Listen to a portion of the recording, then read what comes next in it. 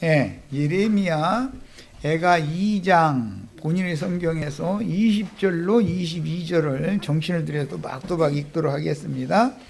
여호와여 보시옵소서. 주께서 누구에게 이같이 행하셨는지요. 여인들이 어찌 자기 열매 곧 그들이 낳은 아이들을 먹으며 제사장들과 선지자들이 어찌 주의 성소에서 죽임을 당하오리까.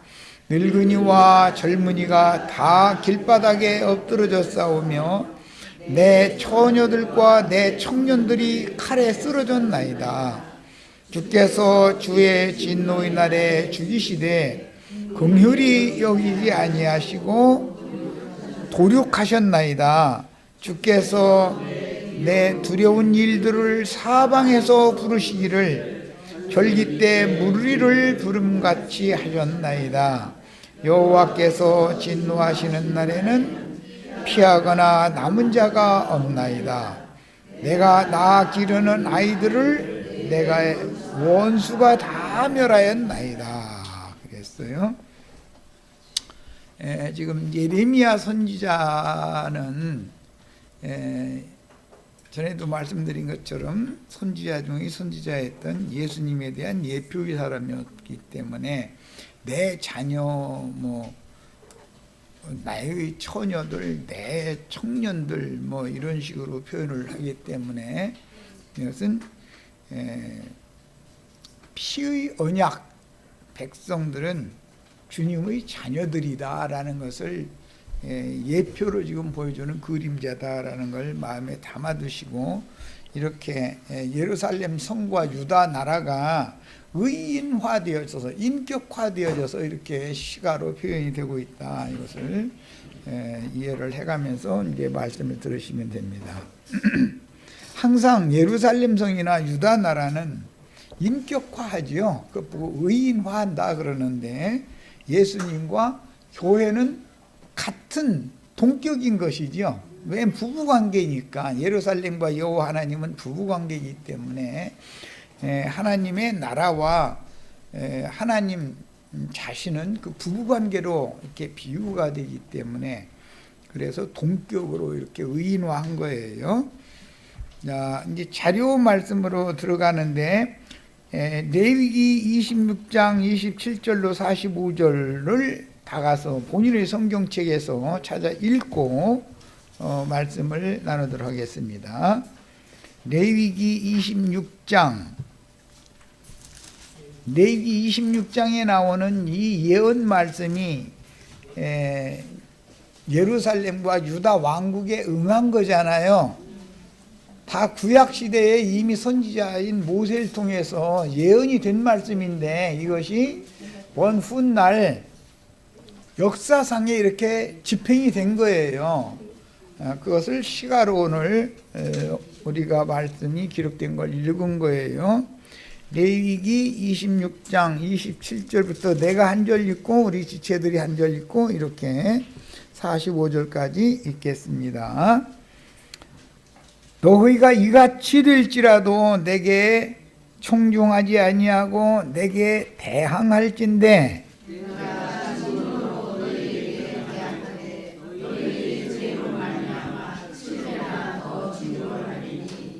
너희가 아들의 살을 먹을 것이요 딸의 살을 먹을 것이며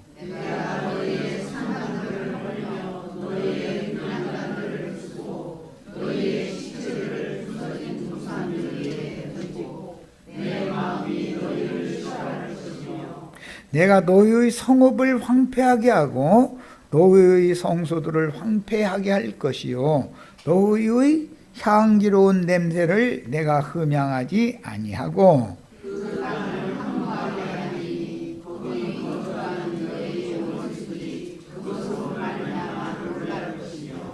내가 너희를 여러 민족 중에 흩을 것이요 내가 칼을 빼어 너희를 따르게 하리니 너희의 땅이 황무하여 너희의 성읍이 황폐하리라.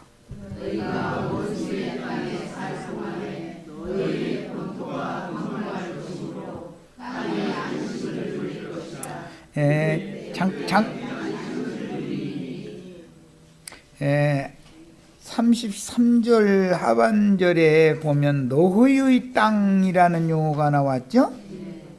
너희의 땅이 있고 34절에는 원수의 땅이라는 용어가 나왔죠. 거기는 이렇게 다 동그라미로 표시를 해놓고 읽어나가겠습니다. 너희의 땅이라는 것은 약속으로 주신 땅이죠. 원수의 땅이라는 것은 아시리아나 바벨론 이방 나라 땅이잖아요. 이 두 땅에 대해서 아담이 범죄했을 때 땅에 저주가 임했죠. 가인이 범죄를 또 하니까 땅이 저주가 임해가지고 효력을 내지 않게 되잖아요. 이제 그래서 그 땅에서 쫓겨나잖아요. 이제 그런 걸 염두에 두시고 인간의 마음이라는 것이 얼마나 중요한가. 이것은 여인의 태자궁으로도 상징이 되지만 인간의 마음이라는 것을 이렇게 중요하게 다룬다. 성경에서는 하나님의 소유된 땅은 예수님의 마음과 하나가 되어진 나의 마음이잖아요. 그 우리에게 기업으로 주신 땅이잖아요. 그런데 그 땅에서 쫓겨나면 원수의 땅에 가야 된다는 거예요. 가서 쫓겨나서 거기서 원수가 이 땅을 지배하게 되는 거예요. 이제 이런 것이 오늘 우리가 나누고자 하는 저주라는 것이 뭔가를 지금 말씀드리려고 그러는 거니까 이 땅에 관한 너희의 땅, 원수의 땅, 이런 그 대조적인 어떤 용법이 나온 것을 잘 새겨두시고 더 읽어 나갑니다. 그때 땅이 안식을 누리리니 너희가 그 땅에 거주하는 동안, 이것은 원수의 땅에 쫓겨나가지고 거주하는 동안 너희가 안식할 때 땅은 쉬지 못하였으나, 이것은 반대네. 약속의 땅에 이스라엘 백성들이 약속의 땅에 거할 때는 땅이 계속해서 농사를 하니까 산물을 내야 되니까 땅이 쉴 수가 없었어요. 그런데 그 땅에서 쫓겨나서 원수의 땅으로 가니까 그게 빈 땅이 됐기 때문에 이제 거기에는 가시와 엉겅퀴만 나오고 돌볼 사람이 없으니까 가시와 엉겅퀴만 나오고 그 다음에 저주가 임한 땅이 되는 거예요. 그걸 지금 말하는 거예요. 야, 너희가 그 땅에 거주하는 동안 너희가 안식할 때에는 땅이 쉬지 못하였으나, 계속 산물을 내니까 말이죠. 그 땅이 황무할 동안에는 쉬게 되리라. 그 땅이 빌 동안은 땅이 오히려 쉰다는 거예요. 이게 이제 너희 남은 자에게는 그 원수들의 땅에서 내가 그들의 마음을 약하게 하리니 그들은 바람에 불린 잎사귀 소리에도 놀라 도망하기를 칼을 피하여 도망하듯 할 것이요 쫓는 자가 없어도 없어질 것이다. 읽어 나갑니다.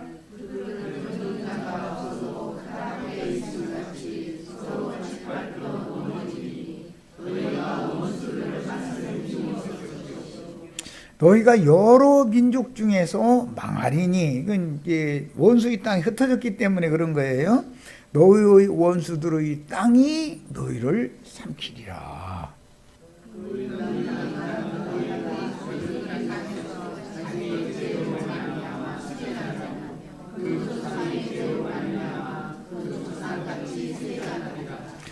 자, 일단 여기까지 읽겠습니다. 지금 두 땅에 대해서 강조했어요.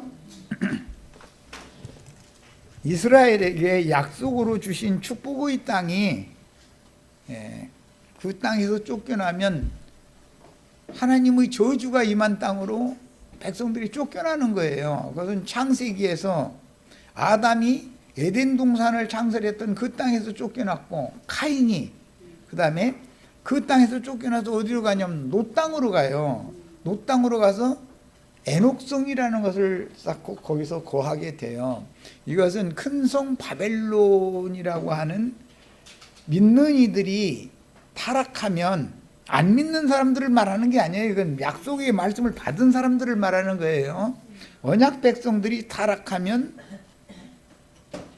그 하나님의 약속의 땅, 축복의 땅에서 쫓겨나서 저주받은 땅으로 간다는 거예요. 거기로 간다. 이런 것을 잘 생각을 해보시면서 우리가 교회 생활을 어떻게 행해야 될 건지에 대해서 계시가 필요해. 이제 지금부터는 자 이제 자료 말씀으로 갑니다. 신명기는 같은 내용이 또 반복되어 있기 때문에 우리 저희들이 집에서 자료에 해드린 신명기 28장 말씀도 다 찾아 읽으시기를 바라요. 자, 여호와여 보시옵소서 주께서 누구에게 이같이 행하셨는지요 라고 애가의 그 시를 선지자 예레미야가 이렇게 쓰는데, 이 말씀은 말씀을 받은 사랑하던 선민들에게 이같이 하신 거예요. 누구에게 했다고요? 말씀을 받은 사랑하던 선민들에게, 예루살렘 사람들과 유다 사람들에게 지금 이런 재앙을 내리신 거예요. 그러니까 한번 예수를 믿고 예배당에 열심히 다니고 죽으면 천당 간다는 말이 100% 맞아요? 아닐 수도 있어요? 이 진리를 너무 잘못 가르치고 있는 거예요. 지금 교계가. 큰 성 바벨론에 사로잡혀 간다는 것이 세상 교회가, 세상 교계로 사람들이 사로잡혀 가는 걸 말하는 건데, 주님이 세운 교회의 간증을 지키고 그 교회의 뿌리를 내리고 터가 굳어지고 하는 영혼이 메시아의 왕국을 유업으로 받게 되는 것이지, 세상 교계로 사로잡혀 가가지고 세상 교회 생활을 하다가 인생을 마치면 하나님 나라의 후사가 되는 것이 아니다라는 걸 잘 아셔야 돼요. 이게 굉장히 어려운 얘기예요. 이게 설명하기가. 지금 레위기 26장에서 두 땅 이야기를 했어요. 이스라엘에게 주신 땅이 있고 원수의 땅이 있어요. 그런데 이스라엘에게 주신 땅에서 쫓겨나 가지고 원수의 땅에 가서 그 땅에서 종살이 하게 된 거예요. 이것은 비유다. 믿는 이들이 세상 교회라고 하는 세상적인 교회, 뭐 아까 우리 허인재님도 잠깐 언급을 했는데, 그 이상한 무슨 그 총회장인가 뭐 이상한 미친놈이 하나 나와가지고 미친 소리 막 해대고 다니고 그러잖아요. 그 사람들은 그것이 바벨론의 왕이잖아요. 총회장이니까. 바벨론 세상 교계의 이게 왕이거든, 총회장이라는 건. 그런 사람들한테 신앙 양심과 정신세계, 인간에게 근본적으로 주신 구속하신 영혼, 마음을 그런 사람들한테 뺏겨버리면 그것이 저주다 이거예요. 이런 거에 대해서 이상이 밝아지셔야 돼요. 이제 나는 기독교계에서 이제 기독교계에 대해서 부정적인 말을 많이 하기 때문에 그냥 말씀 증거만 하면 왜 신부님들, 목사님들을 이렇게 좋게 안 해주고 그렇게 나쁘게만 치느냐 이렇게 생각하시지 말고 진리의 지식을 바르게 구비하는 은혜를 꼭 받으셔야 되겠어요. 왜냐하면 우리가 예수를 믿는 것은 메시아의 왕국의 후사가 되어져서 하나님 나라의 유업을 받는 것을 목적으로 예수를 우리가 믿는 것이지, 무슨 세상에서 세상 교계의 무슨 신부나 목사님들 밑에 가서 종로로 살라고 예수 믿는 게 아니잖아요. 우리는 다 그리스도의 종들이지 사람의 종들이 아니에요. 그래서 뭐 제일 먼저 우리 형제 자매님들은 나도간 형제 종이 되면 안 돼요. 나도간 형제가 다른 성경과는 전혀 맞지 않는 것을 가르치면은 떠나셔야 되는 거예요. 여기 있으면 안 돼요. 진리를 가르치는 사람을 찾아가야죠. 그건 말할 것도 없어요. 자, 누구에게 이같이 행하셨다고요? 말씀을 받은 선민들, 언약 백성들에게 이같이 하셨다. 이것은 불신자들에게 하는 얘기가 아니다 이 말이에요. 믿는 이들에게 하는 말이에요. 믿는 이들에게. 모세오경, 레위기나 신명기나 이런 모든 말씀이 안 믿는 사람들에게 하는 그런 말씀들이 아니에요. 전부 말씀을 받았고 믿는 사람들이에요. 그런데 그들에게 저주가 임하는 거예요. 즉 창세기에서 아담이나 아담의 아들 가인과 아벨 대신해 주신 셋의 두 신앙 노선에 대해서 말하고자 하는 것은 구속사 안에 있는 사람들 보고 하는 말이지 이방인들 보고 하는 말이 아니다 이거예요.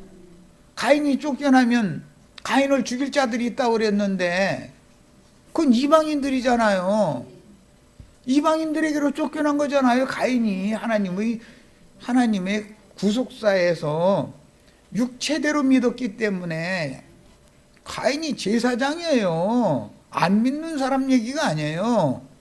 아벨도 제사장이고 가인도 제사장이고 제사장이잖아요. 그런데 제사장인 가인에게 그런 저주가 임했다 지금. 그래서 계시록에 보면 끝까지 이제 나가는 말씀에 보면 가인의 길에 행하는 자들이라고 그랬고 발람의 교훈 니골라당의 교훈을 행하는 자들이다 하고 그래요. 이런 성경이 말하는 음녀의 일곱 머리들이고 땅의 왕족들이다 그래요. 이게 다 짐승들이다 그랬어요. 이런 말에 대해서 이해가 있으시기를 바라요. 그 다음에 여인들이 어찌 자기 열매 곧 여인들이 낳은 아이들을 먹었다 그러니까 이게 얼마나 중요한 말인지는 우리 형제 자매님들이 여기 인용구를 다 읽어보시면 아실 수 있어요. 여인이라는 것은 여기서는 교회를 말하는 거예요. 예루살렘 성이에요. 예루살렘이 낳은 아들과 딸을 몰래 잡아 먹었다는 거예요. 물론 그때 당시는 예루살렘 성이 1년 6개월이나 포위되어져 있으니까 모든 생필품이 다 끊어져 버리고 먹을 것이 없는 거예요. 그러니까 자기 속으로 낳은 자식인데 죽었으면 갖다 장사해줘야 맞는 거지요. 굶어 죽은 거니까 지금 애미가 저 안 나면 굶어 죽는 거지요. 뭐 말할 것도 없죠. 그런데 그걸 몰래 먹었다는 거예요. 예. 이거는 지금 뭘 말하는 걸 한번 생각을 해보셔야 돼. 믿는 이들의 세계에 하나님의 말씀이 없으면 극한 기갈을 당하는 거예요. 그게 그럼 굶다 자기가 전도한 사람을 먹어버리는 거예요. 잡아먹는다. 이제 고린도 후서에서는 뺨을 치며 교만하다에 가면서 뺨을 치거나 잡아먹을지라도 잘도 순종하는도다 이제 그러는데, 오늘 신부님 목사님한테 다 날 잡수하고 지금 거기 다 꾸역꾸역 모여들었죠. 자기 속으로 난 자식 잡아먹는 얘기가 뭔 얘기인지를 지금 설명한 거예요. 그런데 여인이 낳았으면은 남편이 있을 거 아니겠어요. 이 여인이 낳은 것은 여호와의 자녀도 된다 이거예요. 예루살렘의 자녀는 여호와의 자녀도 되는 거예요. 신약성경에 요한 2서나 요한 3서 이런 데 보면 부녀가 낳은 자녀들이 요한 사도의 자녀, 내 자녀, 너의 자녀, 내 자녀가 너의 자녀다 이렇게 돼 있죠. 부부관계잖아요. 그게 비유잖아요. 사도와 교회는 보냄받은 하나님의 종인데 부부관계로 비유가 된다 이거예요. 그런데 오히려 자기 속으로 난 자식들을 잡아먹는 교회가 된다는 것은 무슨 짓을 하는 것인가를 잘 이해를 하시면 돼요. 사람 전도는 열심히 하지만 잡아먹기 위하여 전도를 한다 이거예요. 잡아먹기 위하여. 그것은 하나님 말씀이 없어서 그러는 거예요. 말씀이 있으면 그런 짓이 절대 일어날 수가 없어요. 말씀이 풍성하면. 먹을 거 풍성한데 왜 새끼 나서 잡아먹습니까? 뭔 얘기인지 아시겠죠? 자, 21절.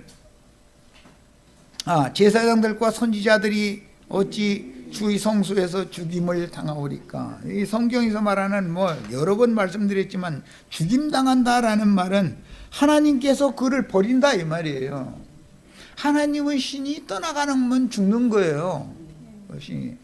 그런데 제사장들과 선지자들이 하나님의 신은 떠났고 육신의 생각 안에서 인간의 생각이나 관념을 가지고 사람들을 전도도 하고 가르치고 이렇게 하는 거 전부 죽임당한 거예요. 하나님이 그를 죽여버린 거예요. 이런 뜻이에요.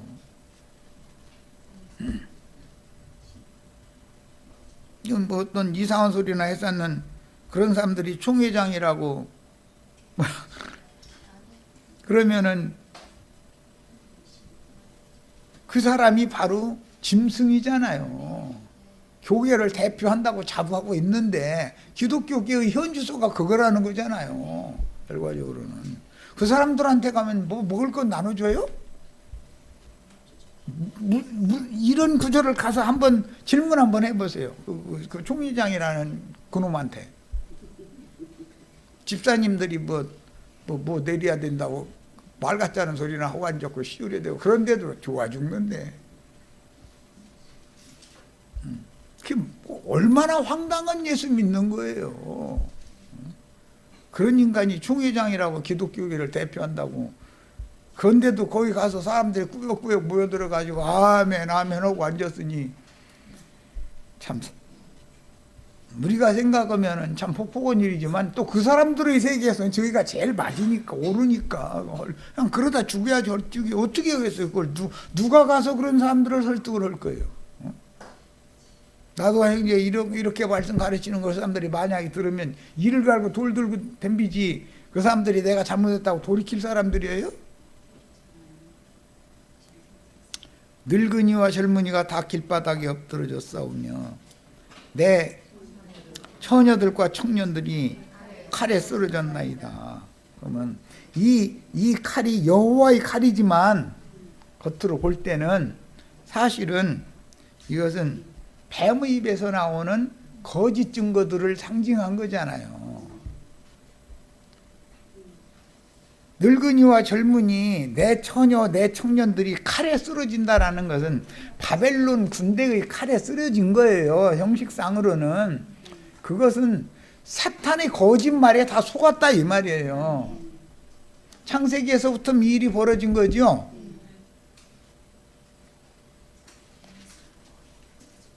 아담의 배필인 하와로부터 이 일이 시작된 거잖아요. 그 다음에 주께서 주께서 주의 진노의 날에 죽이시되 긍휼히 여기지 아니하시고 도륙하셨나이다. 진노의 날에 죽이셨다라는 것은 진리의 말씀은 가려지고 뱀의 거짓말이 행행하고 판친다 이거예요.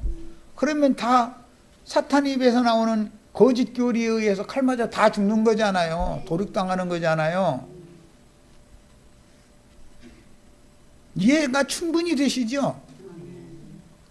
주께서 내 두려운 일들을 이것은 이미 예언해 이런 말씀들이 오늘 우리가 읽은 레위기 26장부터 신명기 28장 선지자들도 이런 말씀을 반복해서 했고 해서 이것이 말씀을 받은 백성들이 변질되고 타락하면 하나님의 진노가 그들에게 임할 것을 두려워했다 하는 것을 알 수 있어요. 이것은 예레미야 선지자가 두려워했던 일이지만 이때 당시의 문장에서는 이것은 주님이 이미 자기 백성들이 자기를 배반할 거라는 것을 알고 있었다는 거예요. 일들을 사방에서 부르시기를 절기 때 무리를 부름같이 하셨나이다. 여호와께서 진노하시는 날에는 피하거나 남은 자가 없나이다. 오늘날 우리 현실적으로 다 보고 있죠. 그 말도 같지 않은 소리들이 아멘이 돼가지고 그러고 모여가지고 저러고 한다는 게 얼마나 우리 이 진리를 아는 사람들이 볼 때는 얼마나 황당해요. 아니 저걸 신앙생활이라고 저러고 하고 있을까? 그게 그 말이 이해가 되어져서 그게 아멘이 될까? 그렇게 생각하죠. 그런데 그쪽 편에서 우리들을 보면은 나도한 형제 가르치는 말이 이해가 돼서 이 사람들 저러고 아멘하고 여기 앉아있는단 말이요 이럴 거거든요. 분명히 그렇거든요. 예수님이 오셔서 가르치면은 예수님을 따르는 무리들이 유대교인들, 유대교 지도자들이 눈에 볼 때는 예수님을 따르는 무리들은 너무 황당한 거예요. 저희가 너무 하나님을 섬기는 예를 너무 잘 행하고 잘 가르치고 있는데 말도 같지 않은 소리만 하는 사람은 저걸 뭐라고 저렇게 따라다닐까 이럴 거 아니겠어요. 이런 것을 잘 생각해 보시길 바래요. 이건 창세기에서부터 예수님 때나 오늘날 계시록 시대나 늘 마찬가지다. 이걸 생각을 꼭 하시기를 바래요. 영이라는 것은 시공을 항상 초월하는 거예요. 어떤 영이 임해서 이러는 거예요. 누구에게는 어떤 영이 임하고 어떤 사람들에게는 어떤 영이 임하는 거예요. 사람은 내가 무슨 생각을 하고 무슨 말을 하고 무슨 행동을 하는 것이 내가 하는 것 같죠? 그렇지 않아요. 사람은 단순한 그릇인 거예요. 어떤 영이 임해서 그 사람의 영을 지배하고 그 사람의 마음의 생각을 주관하면 그 사람의 행동이 그 사람의 말이 그렇게 나오게 돼 있는 거예요. 사람은 단순한 그릇이에요. 이 그릇은 우리다라고 로마서 10장에 이미 여러 번 나왔죠. 우리를 질그릇으로 지었다라는 말씀도 나왔고, 우리 인간들은 그릇일 뿐이에요. 무슨 그릇? 어떠한 영을 담는 그릇이다 이게. 여호와의 영을 담을 거냐, 마귀의 영을 담을 거냐에 따라서 이 그릇이 마귀 그릇이 될 수도 있고 여호와의 그릇이 될 수도 있는 거예요.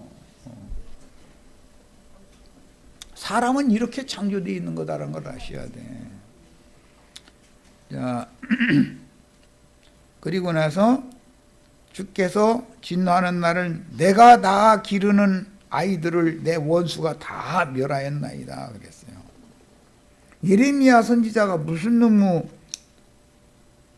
예루살렘 사람들을 뭐 다 육신대로 낳았고 유다 백성들이 예레미야 선지자가 육신으로 낳은 게 아니잖아요. 주의 말씀을 받아서 말씀을 가르쳐 줬는데 그들이 하나님의 보냄을 받은 종 선지자의 말은 귓전으로 들으려고 하지를 않고 타락한 제사장들과 거짓 선지자들이 말만 받아들이는 거예요. 그럼 결과적으로는 하다 하나님이 참다 당신의 종을 보내고 또 보내고 또 보내고 해도 계속해서 하나님이 보내신 종 선지자들의 말은 들으려고도 않고 박해만 하고 더러는 죽여서 피의 양을 채우고 이렇게 하니까 더 이상은 못 참겠다 해서 이런 징벌이 지금 온 거잖아요. 이런 거에 대해서 우리가 진리를 바르게 이해하는 그런 축복이 다 임하시기를 바라요. 자, 역대하 36장 11절로 21절은 그냥 읽겠습니다. 시드기야가 왕위에 오를 때 나이가 21세라 예루살렘에서 11년 동안을 다스리며 그의 하나님 여호와 보시기에 악을 행하고 선지자 예레미야가 여호와의 말씀으로 일러도 그 앞에서 겸손하지 아니하였다. 여호와의 말씀을 선지자 예레미야를 통해서 전해줘도 선지자 예레미야의 말씀이 여호와의 말씀이라고 들으려고는 않는 거예요. 그러면 거짓 선지자들이 말만은 듣는다 지금 그 말이잖아요. 왕이라는 작자가. 또한 느부갓네살 왕이 그를 그의 하나님을 가리켜 맹세하게 하였다 그랬는데 느부갓네살 왕이 침공을 해가지고 1차 침공을 해가지고 시드기야 왕에게 여호와의 이름으로 다시는 바벨론 왕을 배반하지 않겠다고 맹세를 하게 했다는 거예요. 그건 입으로만 맹세를 하는 거예요. 그건 실제로는 배반해버리죠. 그러니까는 이와 같은 대재앙을 지금 당한 거거든요. 선지자는 바벨론 왕 느부갓네살에게 순종해라. 순종만 한다면 당신 목숨은 보존해 줄 것이고 때가 되면 이 백성들을 회복시켜 준다. 이게 여호와의 말씀이다라고 분명히 증거를 계속했거든요. 그런데 애굽으로 몰래 사신 보내가지고 친애굽파가 있는 거예요.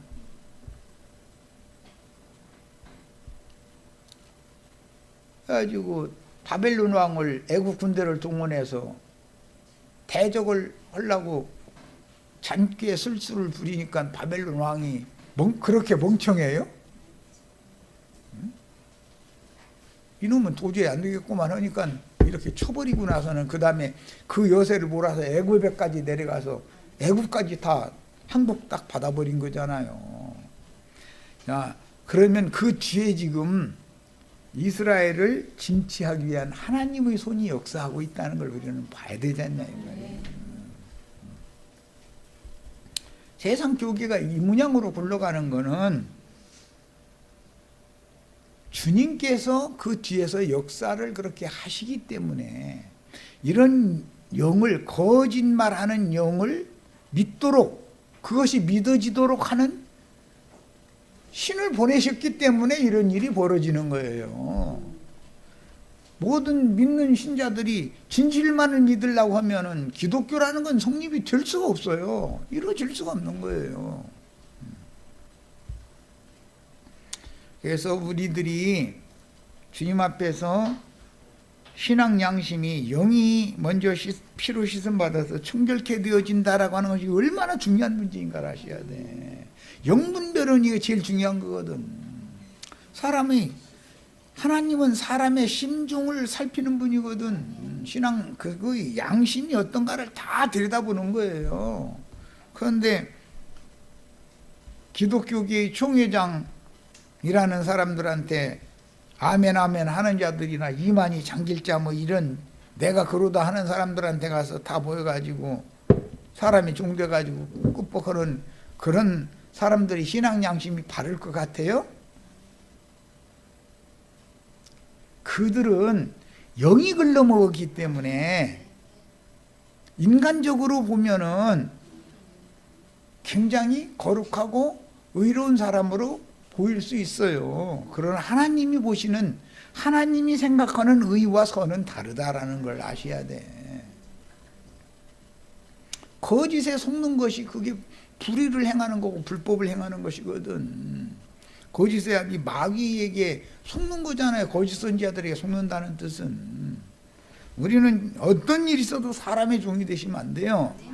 우리는 다 그리스도의 종들이에요. 우리를 그리스도가 주관해야지 어떤 인간이 주관하면 안 돼요. 나도한 형제 교회를 다스리는데 막 이렇게 막 어떻게 막 억압하고 막 어떻게 하면 잘 될 것 같으죠. 너무 내비놔둔다 생각하죠. 그렇지 않아요. 난 주님께 맡기고 기도할 뿐이에요. 종인데 어떤 지체, 어떤 무슨 문제 이런 것 얘기 다 들어도 주님께 맡기고 기도는 할 뿐이지 내가 이러쿵저러쿵 관여해서 될 문제가 아니거든요. 나도 하나의 종인데 종이 어떻게 주님께서 피로 사신 주님의 백성들의 그 믿음을 내가 이래라 저래라 믿음을 내가 주관할 수 있어요? 그분이 주관하게 맡겨드려야지. 주님 당신이 피로 사셨으니까 알아서 하세요. 그 대신 좀 깨닫고 말귀를 좀 알아들을 수 있도록 귀를 좀 열어주세요. 이렇게 기도는 할 뿐이지 내가 뭘 어떻게 하겠어요. 요즘에 이제 하도 기도를 안 해서 내가 이제 기도하시라고 시켰는데 그것은 퇴보하는 것이지 진보하는 것이 아니에요. 기도합시다 하면은 벌써 다 대기하고 있다가 빨리빨리 해버려야 돼. 자동적으로. 그 정상적이잖아요. 살아있는 교회잖아요, 이게. 그런데 집에서부터 기도도 않고 그냥 뭐 일요일인가 가지 뭐 이래 왔기 때문에 기도할 부담도 없는 거예요. 속에서 밀어내면 하게 돼 있어. 주님을 많이 누리고 오시면 기도하세요. 뭐 자유시간 드리니까 말씀 나누세요. 내가 구태여 이렇게 할 필요가 없어. 그냥 하고 싶어서 난리가 나야지. 그렇잖아요? 자, 14절 모든 제사장들의 우두머리들과, 이건 좀 어려운 용법인데, 모든 제사장들이라고 할 때 24반열로 나누어져 있었기 때문에 아비아달 계보가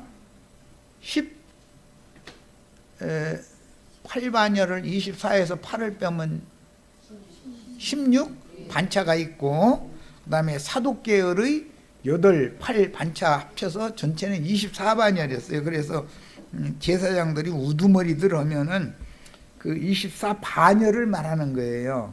모든 뭐 저 아래에 있는 제사장 그 지파로 태어났다 해서 다 이 24반열 안에 다 포함이 되는 거죠. 그런 용법이에요. 자, 우두머리들과 백성도 크게 범죄하여 이방 모든 가증한 일을 따라서 여호와께서 예루살렘에 거룩하게 두신 그 전을 더럽게 하였다. 이방의 가증한 일을 따라서 하나님의 성전을 더럽게 한다라는 것은 알고 보면은 가나안 7 족속들의 예배 방식을 따른다 이 말이에요. 그것은 뭐 오늘날로 말하자면 제일 쉬운 얘기가 삼위일체 교리, 예정론 교리, 무천년설, 또 사람의 손으로 예배당 성당 지어놓고서 그것이 뭐 하나님의 성전이다, 교회다 막 이렇게 가르치는 거, 그 다음에 속세의 돈으로 11조 헌물 내는 것이 하나님 앞에 제물 갖다 바치는 거다, 이렇게, 이런 것들이 무너져야 된다 이거예요. 그것이 전부 거짓말이에요. 아니 그러면 돈 안 내고 어떻게 하느냐고. 아니 그것은 모임 생활을 하다 보면 아니 점심값 다 내야죠. 나도관 형제가 우리 형제 자매들 점심까지 다 사줘가면서까지 할 줄은 난 그거 어떻게 할 거예요. 그걸 못 하는 일이고 알아서 하는 거예요. 그거는 알아서 해라 그러고 맡겨놔둬도. 아니 여기 셋집인데 바울이 셋집 빌려서 전도했다는데 아니 세를 형제 자매들이 내야지. 나도관 형제가 일도 않고 돈벌이도 없는 사람이 무슨 재주로 세까지 내가 혼자 담당하겠어. 그게 이런 얘기는 물어볼 필요도 없는 거예요. 그런데 그것이 기독교계가 생각하는 하나님 앞에 제물 바치는 것은 아니잖아요. 나 먹으려고 헌금 내는 거고 나에 와서 말씀드려야 되니까 새돈 줘야지. 어떻게 그렇게 새집 주인이 따로 있는데. 새돈 내기 싫으면 저기 집을 하나 큰 거 하나 지어가지고 모일 수 있는 장소를 이게 제공을 하시든지 뭐 그럼 나도 할 말 없지. 제공을 하셔도 나는 불안하기는 해요. 제공을 하시면 뒷소리를 말해야 돼. 주님께 내놨으면 아무튼 말해야 되잖아. 그런데 이건 내가 내놨는데 내 집인데 이 속으로 이래가면서 뒷전에 가서 사람들 이렇게 모아가지고 뭐 엉뚱한 소리 하고 이러면 사람 주고 이런 거 그 다 내기에 다 들어오거든. 발 없는 말이 천리들 간다는데 몇 사람 어떻게 어디가 뭐 맛있는 거 식사하러 갔다 더라 소리 들으면 그 뭔 얘기했다는 소리가 쏙쏙 다 들어버려. 그럴 바에는 내놓지 말고 그냥 십시일반에서 이렇게 내는 게 낫고 서로가 얼마나 깨끗해 떳떳하고. 속세의 돈으로 재물을 바친다는 생각은 생판 거짓말이에요. 하나님은 당신의 피로 사신 형제 자매님들의 영혼을 제물로 받으시는 거예요. 무슨 놈의 돈 받는 신을 믿어. 사람의 손으로 지은 무슨 건축물이 그게 성전이니 교회니. 아니 그게 성전이고 그게 교회예요? 그냥 신자들이 모이기 위한 모임 장소일 뿐이지. 그렇잖아요?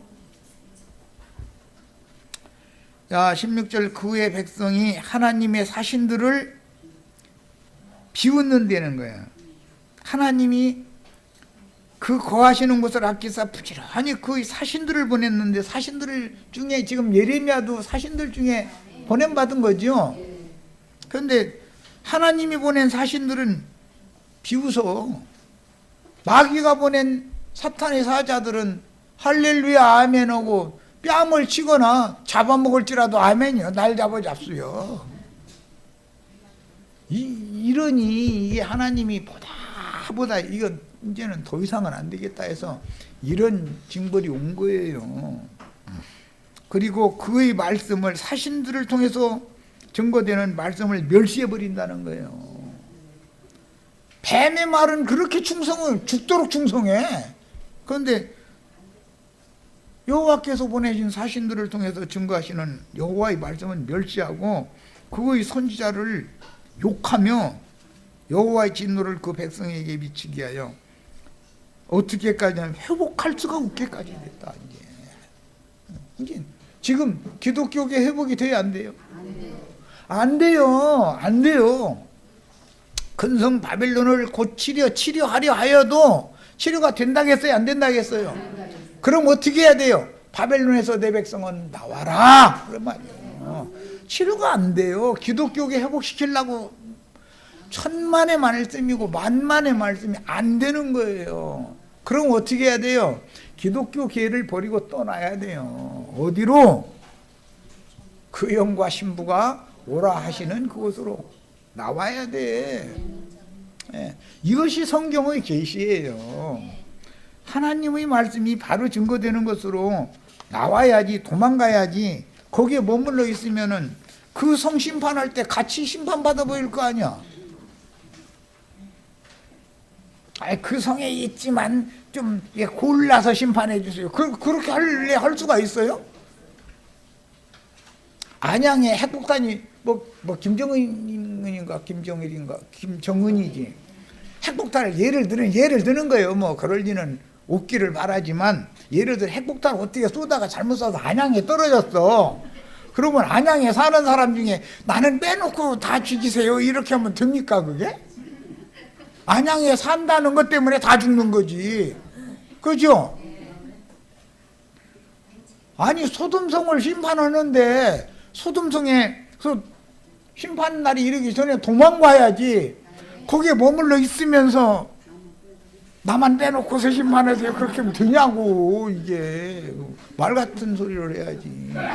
기독교 안에서도 믿기만 잘하면 된다. 말 같지 않은 소리 하지 말라고 그래. 기독교 안에 구원받은 사람이 없느냐? 거기서도 믿기만 잘하면 되지. 천만의 말씀이요. 그런 게 어디가 있어. 큰 성 바벨론을 불심판을 하실 때는 거기에 있다는 것 때문에 같이 심판당한다는 것에 대해서 이상이 밝아지셔야 돼. 독선적이고 개인적인 이런 개인주의에서 벗어나셔야 돼. 거룩한 성 새 예루살렘을 그 안에 도망가면 그 안에 도망왔다는 것 때문에 살리심을 받는 거예요. 그 사람이 윤리 도덕적으로 깨끗하냐 마냐 다 좋은 일이 그렇다고 윤리 도덕적으로 흠잡힐 짓 하라는 말이 아니에요. 그것이 구원의 조건이 되는 건 아니에요. 흠잡힐 짓도 안 되죠. 세상 사람들만 또 묻는데 누구한테 가서 전도를 할 것이며 하나님 앞에서 무엇이 떳떳한 것이 있을 거예요. 그것은 말할 필요도 없는 거예요. 여기 지나가는 아저씨 아주머니만 또 무대 가면서 예수 믿는다고 그건 막 하나만한 소리요. 그거는 다 하나님을 놀리는 얘기지. 그러나 그것이 구원의 조건이 되느냐면 그게 아니에요. 예수 그리스도의 말씀을 통해 성령의 말씀을 통해서 피 뿌림을 받는 것이 구원의 조건이에요. 이런 걸 명확하게 해야 된다 이거예요. 그럼 나는 이제 피 뿌림을 받았으니까 구원 받았으니까 여기 지나가는 아저씨처럼 해도 상관없어 이 말이 아니에요. 오해하시면 안 돼. 복음을. 또 하나님의 전의 대소 그릇들과 여호와의 전의 보물과 왕과 방백들의 보물을 다 바벨론으로 가져가 버리더라는 거예요. 그러니까 기독교 계에 주님의 교회에 있어야 될 것들이 기독교 계 안에 옮겨졌죠. 그러면 아니 기독교 계에는 구원이 없느냐 이러고 따질 일이에요? 바벨론 도에 왜 옮겨졌죠? 히스기야라는 사람이 바벨론이라는 나라가 일어날 때 너무 미약하게 일어났어요. 그런데 히스기야를 하나님이 계속 복을 주다 보니까 국력이 강건해진 거예요. 강성해진 거예요. 그래가지고 왕궁의 성전의 모든 내탕고에 하여튼 금은 보화가 막 늘벽에 쌓여 있는 거예요. 뭐 금방패가 몇 개, 은방패가 몇 개, 뭐 얼마나 금이 흔하면 전쟁할 때 쓰는 방패를 금으로 만들어서 다 이렇게 해놨겠어. 그런데 그러고 나서 주님께서 그에게 문둥병 보내버렸죠. 이사야 선지자가 와가지고 당신이 문둥병에서 고침받아가지고 생명 연장하고 싶으면 무화과 나무 으깬 걸 갖다 줘가면서 이거 종초에 바르라고 그래가지고 그거 발랐더니 나섰다 이제 그랬는데 다행히 생명 연장도 받고 문둥병도 고침을 받았으면 나머지 사는 기간은 하나님 앞에 충성된 종으로 살다 죽으라고 생명을 연장시켜 주신 것일 거 아니겠어요? 뭐 꼭 이 얘기는 지금 요즘에 이제 내일 모레 이제 곧 나 이제 가보면 이제 아는데 내가 볼 때는 뭐 많이 좋아진 것 같아. 내가 보기에도 이제 내 스스로가 그러면 생명을 연장시켜 주신 분도 그분의 어떤 계획과 목적이 있을 거 아니겠어요? 그럼 더 충성을 해야지. 자기 생명 연장 받은 거 생명 연장 해달라고 몇 기도를 그렇게 오래 했다는 거잖아요. 난 몇몇 기도 허락하면 난 승질나서 못해. 중들이나 그 잘하지. 그랬더니 살려준 거예요. 죽을 놈을. 그래놨더니 하나님의 말씀을 그렇게 중하게 여기지를 않는 거예요. 그러다 보니까 그 사람을 또 징벌을 또 할 수가 없잖아요. 그래서 히스기야의 몸에서 오늘날 이런 심판을 몰고 오게 된 그 아들이 이름이 누구죠? 히스기야의 아들이 므낫세라고 하는 사람이 태어나 므낫세의 죄는 나는 이제는 용서 못한다 이랬잖아요. 히스기야를 한번 징벌을 했었어요. 문둥병 걸리게 했고 그 왜 그랬다고? 교만해져 가지고 바벨론의 사신한테 바벨론의 사신이 무슨 뭐 당신의 왕궁에 뭐 곡간 보여주세요 그런 거 한 것도 없잖아요. 자기 위세 떠느라고 이렇게 너 양껏 봐야지 우리나라 이렇게 잘 살아 해가면서 그 한 거잖아요. 그런데 하나님 오실 때는 그게 굉장히 기분 나빴던 거예요. 이놈아, 내가 너를 보살펴주고 너를 붙잡고 있고 그러다 보니까 국가가 이렇게 부강해진 것인데 네가 영광 다 받고 나는 뒷전에서 그럼 난 뭐냐 이놈아. 너 안 되겠다 해가지고서 손찌검을 좀 했더니 문둥병이 온 거 아니에요. 그런데 히스기야를 살려놓고 나서 금방 또 죽일 수도 없잖아요. 하나님이 이랬다 저랬다 그거 어떻게 그렇게 해. 하나님 입장도 생각을 해봐야 되지 않냐 이 말이요. 얼마든지 인간들은 은혜를 구할 때는 면벽기도 구하면 눈물 흘리면서 히스기야처럼 그럴 수 있어요. 생명이 이제 연장이 됐어. 그러면은 언제 그랬냐는 듯이 화장실에 들어갈 때 하고 나올 때고 문 닫는 소리가 달라져 버려. 인간은 이렇다니까. 그러니까 그 속에서 그런 아들 낳게 만들어 가지고 결과적으로는 히스기야의 아들의 범죄 때문에 오늘날 이런 문제가 결과적으로 온 거잖아요. 이런 것을 잘 생각을 해보셔서 이것은 뭐 옛날 얘기로만 마칠 것이 아니라 나의 인생 경영에서도 늘상 있는 일이에요. 내가 위경에 처하면 눈물 흘려가면서 주님 앞에, 주님 나 지금 너무 힘들어요. 나 좀 도와주세요. 나 이건 너무 내가 벅차요. 이렇게 기도를 하죠. 그러면 좀 조이는 듯 하다가 이게 좀 숨을 통하게 해 주시죠. 그러면은 금방 킥킥대 가면서 숨 넘어갈 때는 나 죽는다고 눈물을 흘려가면서 난리 버거지를 내놓고 나서 불쌍해서 손을 이렇게 조금 이렇게 풀어주면은 기고만장하는 것이 인간이다 이거예요. 그런데 우리는 믿는 사람들이기 때문에 이렇게 해서는 안 되겠다. 주님의 입장도 생각을 해야 되잖아요. 더 충성하고 더 신실하고 그렇게 당연히 해야죠. 하나님 오실 때는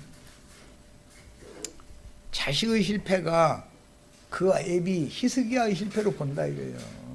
셈족은 그래서 아비나 자식은 같이 보는 거예요.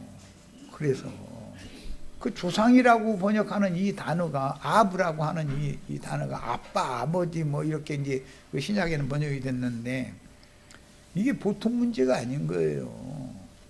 내 자식이 잘 되면 나를 축복한 것이고 내 자식이 망하면 애비를 저주한 거예요. 그게 히스기야의 아들이 그런 아들이 됐다는 건 무엇을 말하는지 아시겠죠?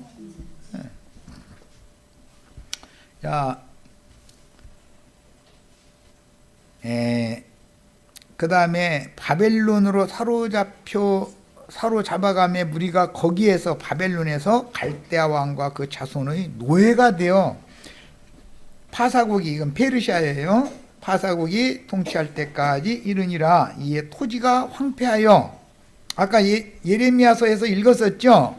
땅이 안식년을 누린 같이 하여 70년을 지냈으니 여호와께서 예레미야의 입으로 하신 말씀이 이루어졌더라 그랬어요. 자, 이런 비극적인 상황을 불러들인 왕족들과 제사장족들, 거짓 선지자 무리와 그들의 정권과 교권에 빌붙어서 맹종하던 예루살렘 거민들의 최종 책임이라고 하는 것은 결국 국가의 운명을 좌우하는 책임을 맡은 왕이 져야 하는 건 당연한 거다. 가정에서 아내가 잘못을 해서 가정에 어려움이 왔어도, 예를 들어서 아내가 뭐 엉뚱한 짓 해가지고 뭐 빚보증을 써줬어, 집안이 쫄딱 망했어. 그래도 결과적으로는 책임 누가 져야 돼요? 가장이 지는 거예요. 자식이 뭔가를 잘못했어, 결과적으로 누가 책임져야 돼요? 그 가장이 결과적으로 책임지는 거예요. 그래서 이 머리라고 하는 얘기를 잘 이해를 하셔야 돼. 성경에 머리라는 것은 장이다 이거예요. 어른이다 이거예요. 그러면 가정의 문제는 가장이 책임져요. 회사의 문제는 사장이 책임지는 거예요. 교회의 문제는 인도자가 책임지는 거예요. 이것은 하나님이 어떤 단체, 어떤 집단에게 머리를 딱 세운다라는 것을 이해를 잘 하셔야 돼요. 우주 가운데는 기본적으로 두 머리가 있어요. 머리가 음녀의 머리도 있지만 교회의 머리도 있어요. 이것을 말하고자 하는 의도를 잘 이해를 하셔야 돼요. 그러면 교회가 잘못되면 예수님이 책임져야 되네. 맞아요. 예수님 책임지는 거예요. 예수님 책임이에요. 이제 예수님 책임인데 책임을 분담하자고 해가지고서 동역자들을 얻어가지고 세워서 말씀 맡겨서 보냈는데, 심판을 하실 때는 네 책임이 내 책임이다 그렇게 해가면서 네 잘못한 몫은 네가 책임져라 그런다, 이런 얘기요. 그래서 히브리서에 보면 인도자들은 양무리들의 어떤 흠결이나 잘못에 대해서 하나님 앞에서 자기가 계산을 자기가 해야 될 사람으로 이렇게 하는 사람들이 인도자다 그랬어요. 그런데 자기가 책임지려고는 않고 교계에서는 권리만 주장하려고 그러죠. 가정에서도 가장이 아내한테 주먹다짐이나 했으면 날마다 눈을 겨가면서 권리 주장만 하려고 그러고 빌빌대고 나가서 돈 벌어다 줘야 되잖아요. 그런데 돈은 안 벌어 책임은 안 하려고 그러고 권리 주장만 하고 남편 섬기라고 그러고 이렇게만 하면 그 가정이 무너지는 건 뻔한 거예요. 이것은 말할 것도 없는 거예요. 항상 어떤 회사는 회사의 장이 있어요. 항상 어떤 나라는 나라의 국가 지도자가 세워지는 거예요. 그럼 그 사람 앞에 모든 국민들이 일치단결해서 같이 협력하고 동역을 잘 해가지고 하면 나라가 잘 되게 돼 있어요. 그 교회가 잘 되게 돼 있어요. 그 회사가 잘 되게 돼 있어요. 가정이 잘 되게 돼 있는 거예요. 그런데 오늘 뭐 말씀이 거기까지 나갈지는 이제 모르겠는데 물고 먹는 일만 계속해. 적국이 쳐들어오는 것보다도 안에서 무너뜨리는 것이 더 위험한 거예요. 항상. 아버지의 말을, 아내가 남편의 말을 우습게 여겨버려. 자식들 보는 데서 습관적으로. 그럼 사실은 그 버려야 되는 거예요. 그런 여자는 데리고 산다는 게 얼마나 힘들은지 몰라. 솔직히 자식들도 반기 들어버리거든. 아버지를 존경 안 씁니다. 저희 어머니가 저희 아버지를 무시하는데 자식들이 아버지를 존경하겠어요? 자기 아내를 남편 된 자가 자식들 보는 앞에서 막 말을 함부로 해버려. 심지어 손찌검해. 이러면은 저희 어머니 늙으면 자식들이 절대 효도하지 않습니다. 효도하지 않는 거예요. 자기는 그랬을지라도 자식들은 효도하기를 바라는 건 그것은 뚫감나무 심어놓고서 좋은 감 맺기를 바라는 그건 말도 안 되는 짓이에요. 그런 심는 대로 거두는 거예요. 심는 대로. 교회 생활도 그래서 우리는 정신을 바짝 차려야 된다. 함부로 행하면 안 된다 이거예요.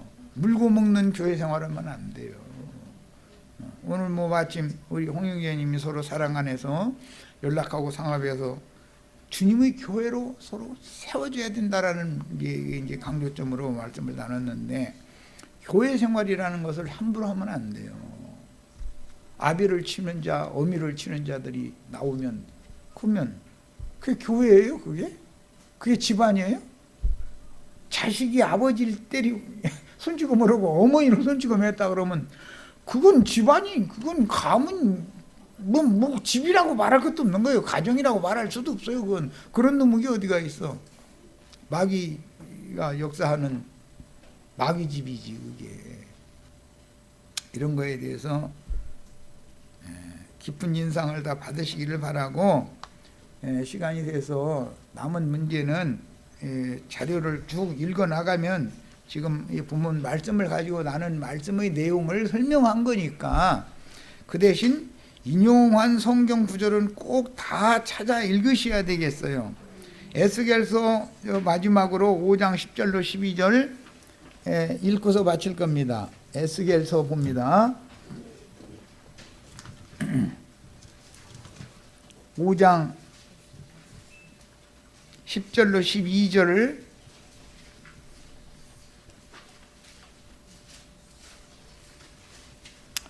자, 찾으셨죠? 그러한즉 네 가운데에서 아버지가 아들을 잡아먹고 아들이 그 아버지를 잡아먹으리라. 이보다 더 큰 저주가 있어요? 애비가 새끼 잡아먹고 새끼가 애비 잡아먹고 문자적으로 봐도 이러면 그 집안이면 집안이 끝난 거지요. 만약에 나라라면 나라가 끝난 거예요. 그게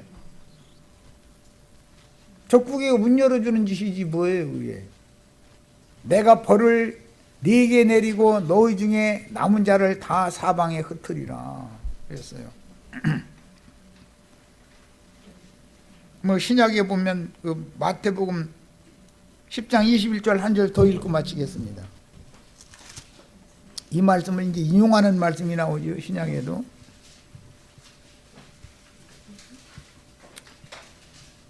마태복음 10장 21절 장차 형제가 형제를 아버지가 자식을 죽는 데 내주며 자식들이 부모를 대적하여 죽게 하리라 그랬어요. 이게 지금 에스겔서나 이사야 이게 9장에서부터 나오는 말이고 율법에 나왔던 말씀이 지금 여러 번 반복되고 있는 거예요. 애비가 자식 죽는 데 내주고 자식들이 애비 죽는 데 내주고 무슨 말인지 아시겠죠? 교회 생활을 함부로 하면 안 된다. 자기 스스로를 무너뜨리는 거예요, 그게. 그런 일이 절대 없기를 바랍니다. 충분히 알아들었을 거라고 믿으니까 여기 이 정도에서 마치겠습니다. 마칩니다.